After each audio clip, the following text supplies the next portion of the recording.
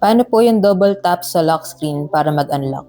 Okay, so ang tinatanong dito ni ma'am is yung function na double tap to wake or unlock dito sa ating phone na Infinix Hot 60 Pro Plus.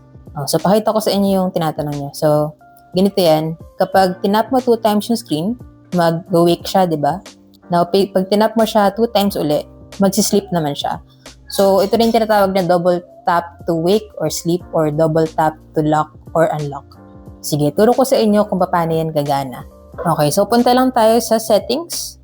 Dito sa settings, hanapin nyo yung system. And then, dito sa system, makikita nyo itong actions and gestures. Alright? So, dito sa actions and gestures, andyan yung double tap to turn on or off screen. Dapat i-turn on nyo yan. So, sa akin naka-turn on na. So, by default yata naka-turn off siya. So, to turn it on, i-toggle nyo lang yung yung button. Then pag naka-green na siya, ibig sabihin naka-on na yung gestures na yan. So pagpunta nyo sa lock screen, i-double tap natin.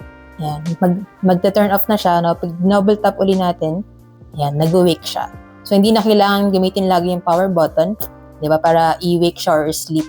And maganda to kasi para hindi rin maraspado yung ating power button. And by the way, kung gusto mo rin ng ganitong phone, check mo na lang dyan sa Yellow Basket. Dyan ko nabili. Sana nakatulong tong video and follow me for more tech content.